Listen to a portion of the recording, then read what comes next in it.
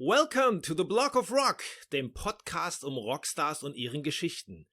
Ich bin Uwe Lerch und ich nehme euch Backstage und präsentiere die Stories hinter euren Legenden. Natürlich sprechen wir über die Musik, die uns alle verbindet, aber auch über die Menschen dahinter.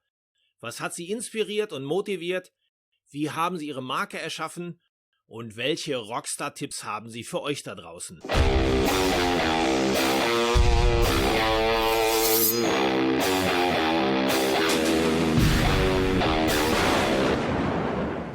Hey everybody, Mark WEISSGUY, Weiss here. Thanks for watching and listening to some conversation I had with the Blog of Rock. Hallo Leute, ich weiß ja nicht, wie es euch so geht da draußen in der aktuellen Lage. So ohne Konzerte und ohne Drinks mit Freunden. Mein Rezept für den Corona-Blues sind immer Zeitreisen zurück in die 80er, wo man noch jung und knackig war, die Haare lang und die Jeans zerrissen waren. Und immer wenn ich diese geile Musik höre, tauche ich ab wie in einer Meditation und komme gleich besser drauf. Ich kann mir gut vorstellen, dass es euch ähnlich geht. Daher lade ich euch heute ein, mit mir in die Zeitkapsel zu steigen, um einen Mann zu treffen, der wie kein zweiter diese Dekade in Bildern festgehalten hat. Mark Weiss, Spitzname WEISSGUY. Nicht jeder von euch wird diesen Namen kennen. Mark ist Fotograf, vielleicht der Fotograf. Auf sein Konto gehen unzählige Bilder, die ihr sofort im Kopf habt. Plattencover wie Bon Jovi Slippery and Wet, Twisted Sister Stay Hungry, Cinderella's Night Song, Last Command von Wasp, Under Lock and Key von Dokken, dazu hunderte von Frontcovern diverser Rockmagazine, Tourbooks und Poster. Ihr kennt sie sicherlich alle.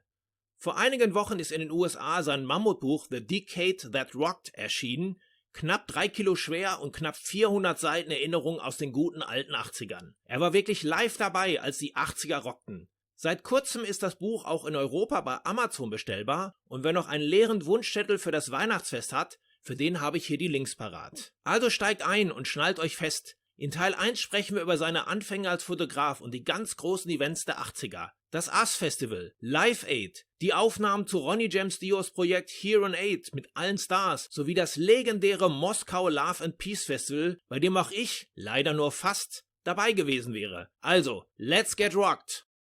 Welcome to the Block of Rock, the show where we're gonna do time travels back to the 80s. And I'm really proud and happy to introduce Mr. Mark Weiss today. Mark, how are you doing?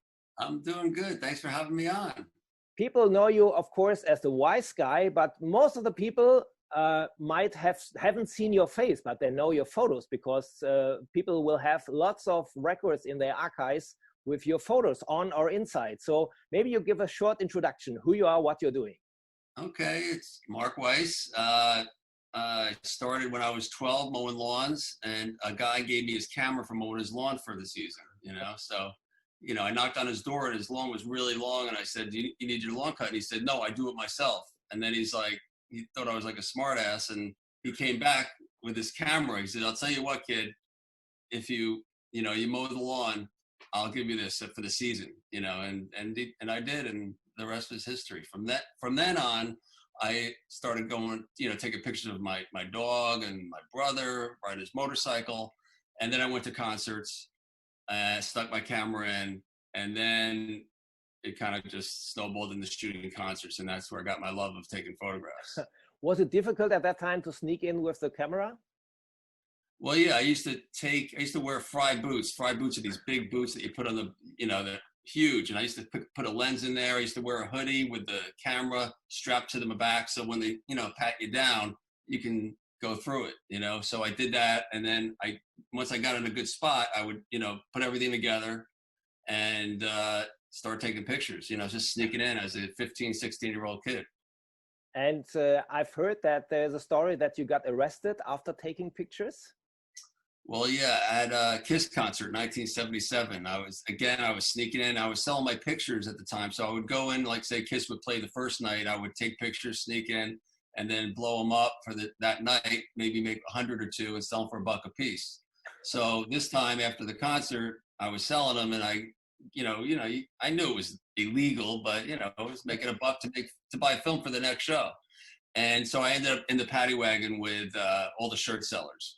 And the next day, they said, if you want to come back and claim your photos, you'll have to, go in front of the judge. I'm like, just keep them, I'll see you later. And And then like the next day, I was like, what am I going to do now? And I just went to Circus Magazine, which was a, you know, big rock magazine, one of the biggest, you know, and I used to read it since I was 12, 13.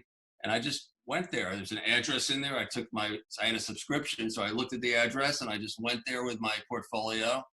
And the secretary took a liking to me and said, you know what, it's, you know, the art director is off deadline today. Why don't you wait a couple hours when he's off, and then I'll have you come in. So I waited like maybe 3-4 hours, waited patiently. And then they went and saw me. I showed them my photography and they liked what I did, but they wanted me to shoot with flash and with a different film and a couple things that magazine required. So they said, all right, well, come back when you think you have something. And that summer, 1978, I shot Aerosmith, Ted Nugent, and I think Journey was a Mahogany Rush. And I had some really, really good photos of Aerosmith. They weren't letting too many photographers shoot them because they were like in the dark days, and you know, they didn't want it, you know, they were not giving out photo passes. So I had my camera snuck in, sent them the pictures. And then 2 months later, I went to the newsstand and I saw in the magazine, it was the biggest picture in the, you know, in the magazine, it was the centerfold of Steven Tyler. And that's where the ball started rolling, you know? And did you realize that this could be your future business, not only a hobby? I don't know. It was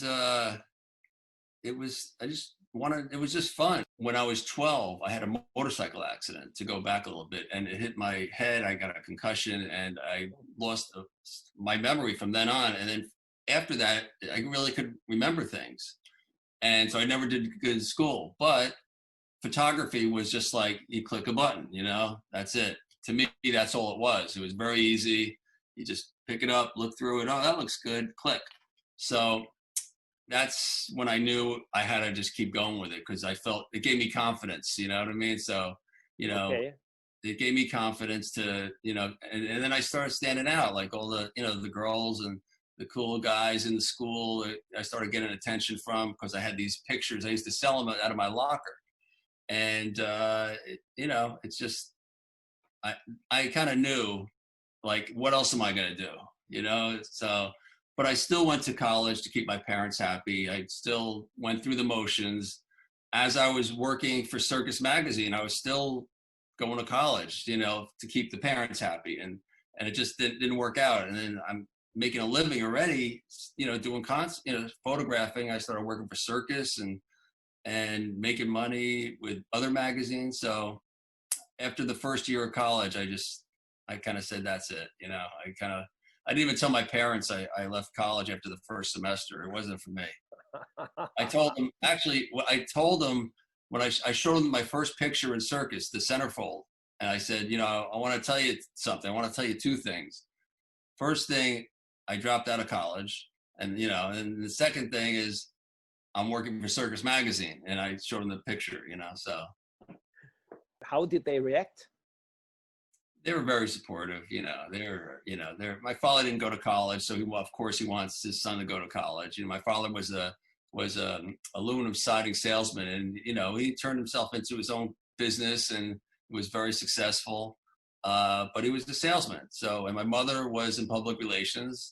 And so I kind of got a little bit of both of them in me, you know, my father's salesmanship and my mother's press, you know, instinct.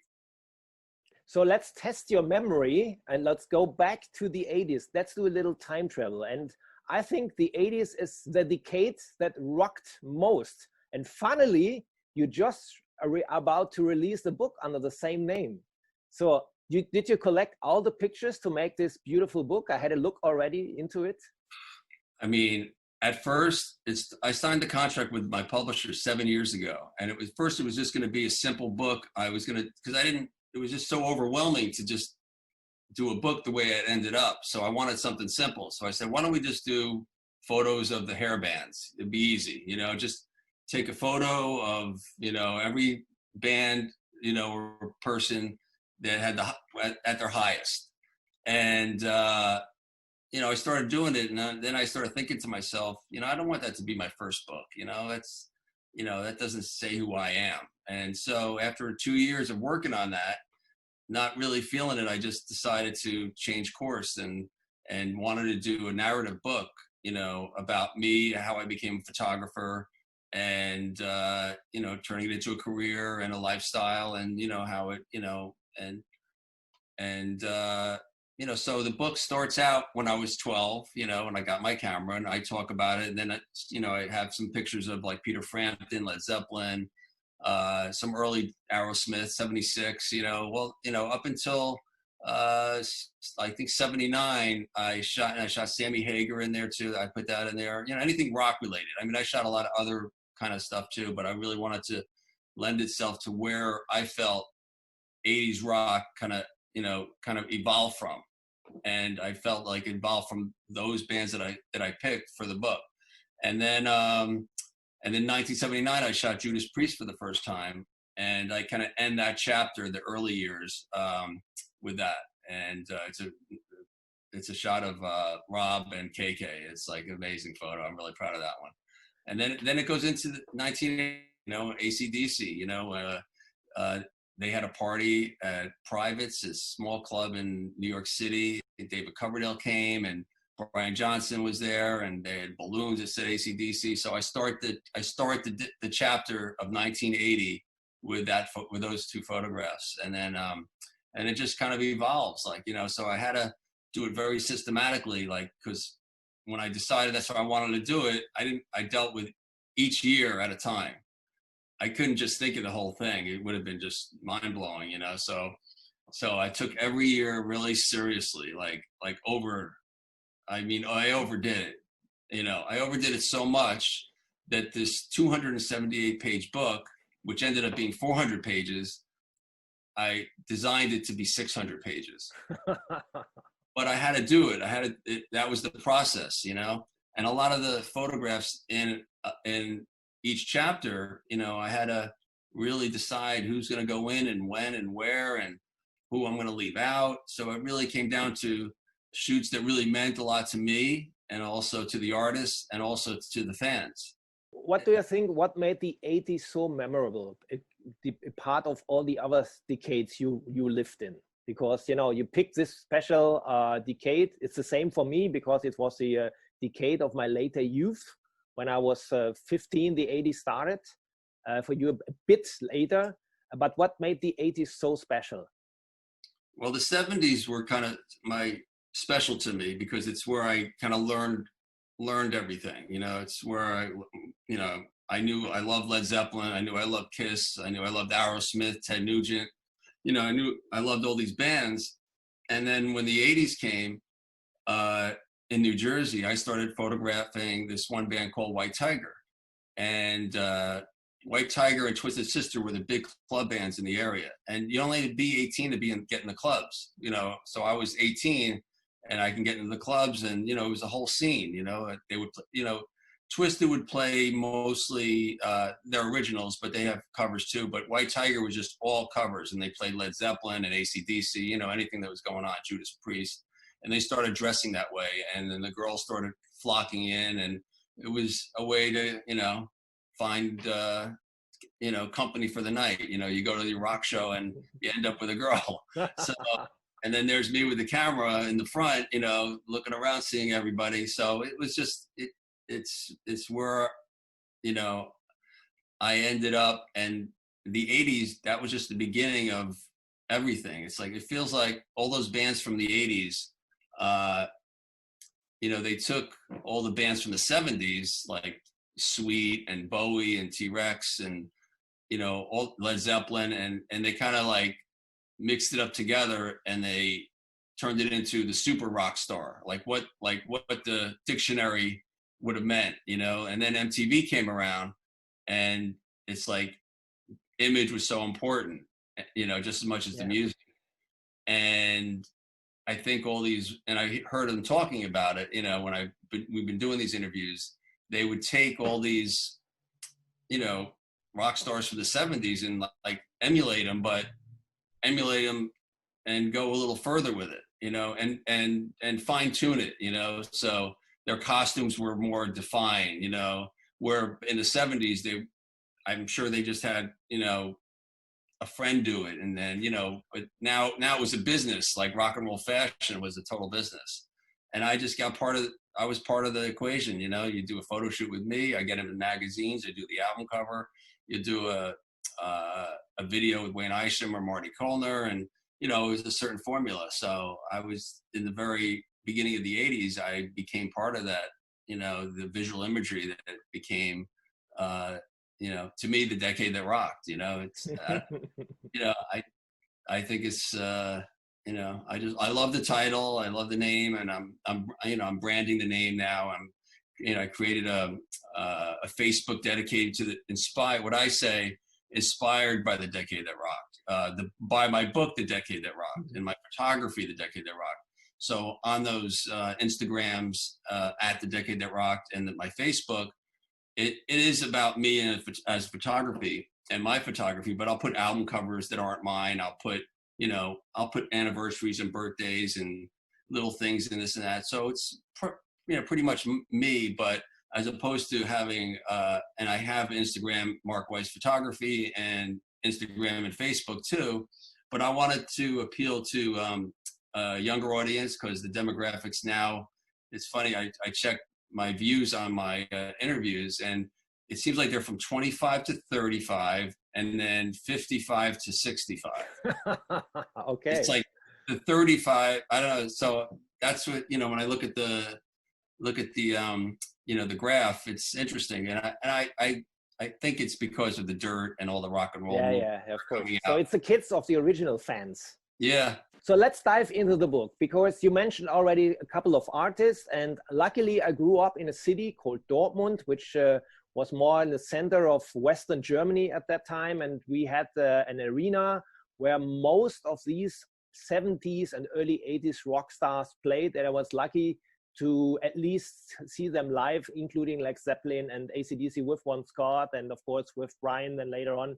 But you've witnessed some events in rock history which I'm really, really jealous of, and I would like to talk just a couple of minutes about these events, about your rememberings and memories about this. And I want to start with the US Festival, where I recall that was one of the biggest festival ever happened in San Bernardino in the Valley, which was somehow organized by Steve Wozniak, the Apple founder. Am I right? Yeah, I think it was the second one. I believe it was the second one. I think the year before they had more pop artists. Yeah, that's right. Yeah.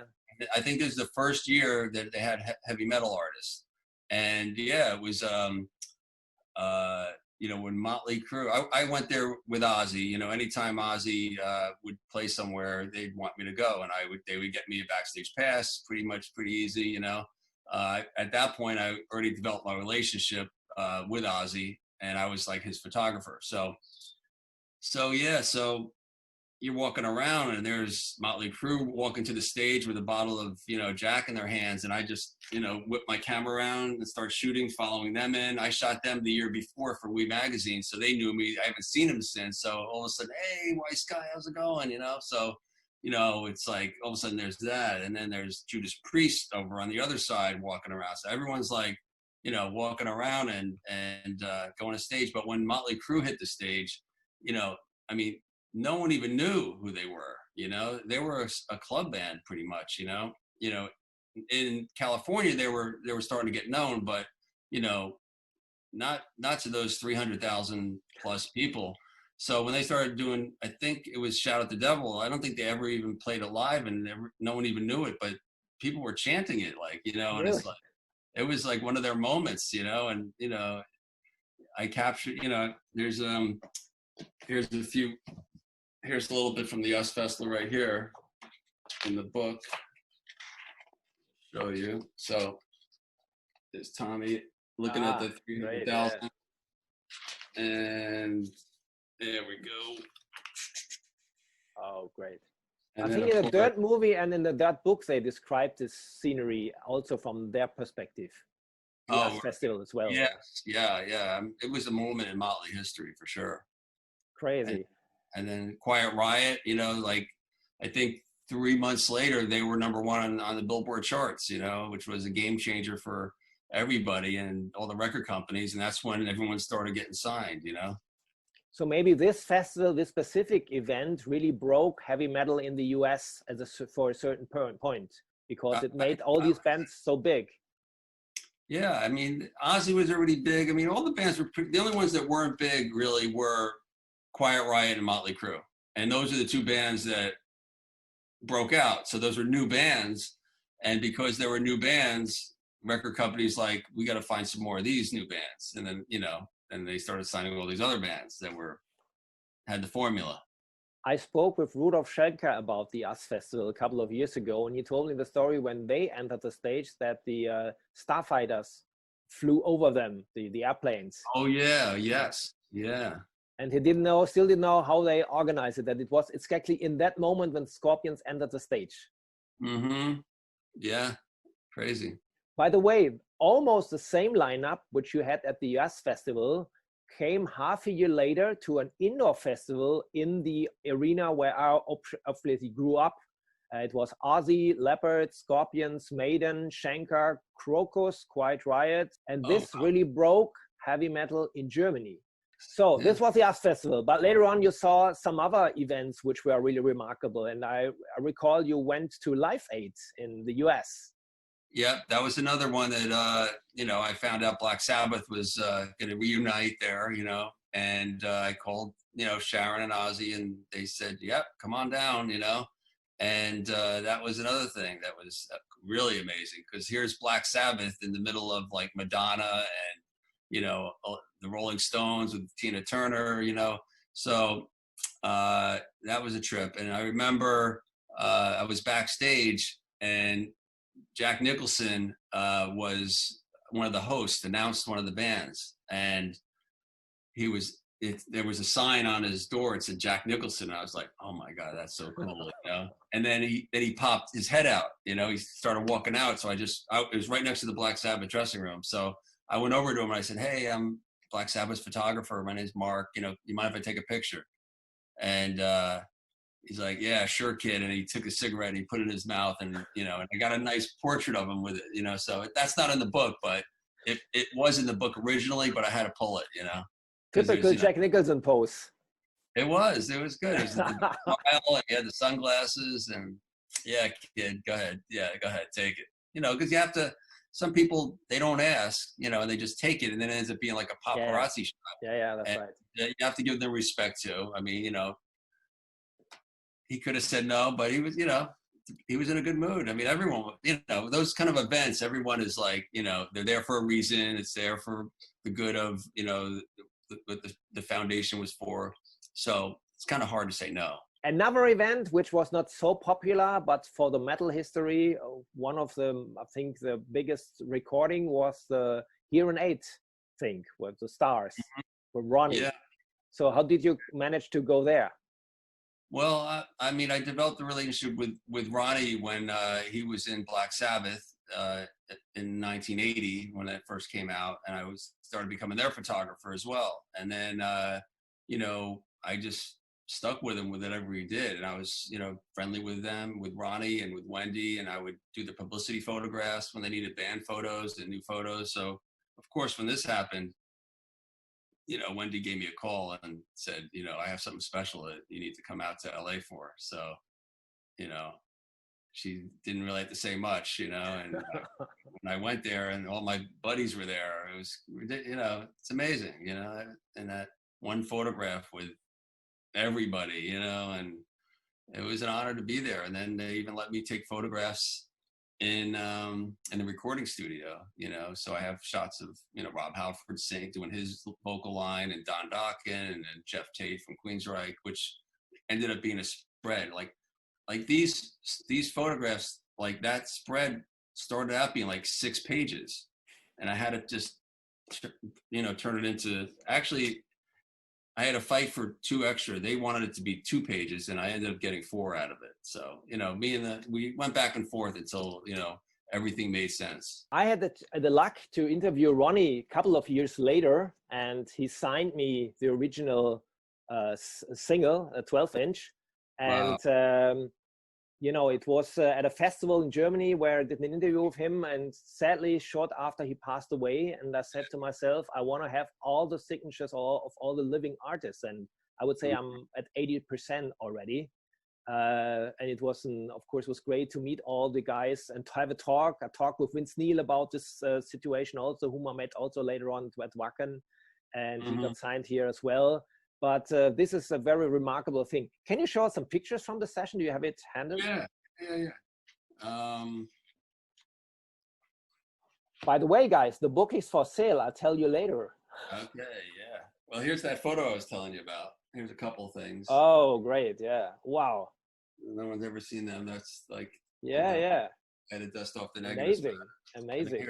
Here's the photos of them recording. Yeah, I remember the scene from the video where every individual is singing in the studio and everybody doing this line, 1 or 2 sentences. Yeah, that's great. Yeah. And the last event, which was more or less at the end of the century, was also something very special, was the Moscow Love and Peace Festival. Right. Because this was something really new, because there wasn't anything before in the Eastern Bloc, I recall.